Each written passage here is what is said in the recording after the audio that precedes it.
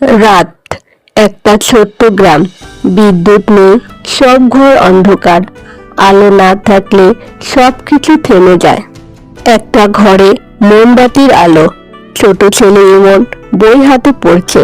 বাতাসে শিখা দুলছে।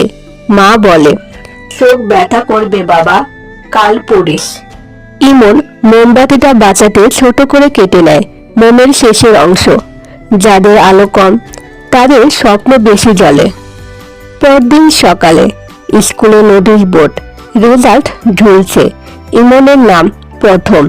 চারপাশে ফিসফাস। রাত, ঘরে আলো জ্বলছে এবার, কিন্তু মোমবাতি নেই।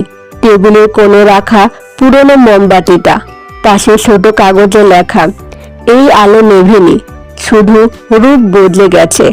সব আলো তারে আসে না, কিছু আলো অন্ধকার পেরিয়ে নিজের পথ বানায়।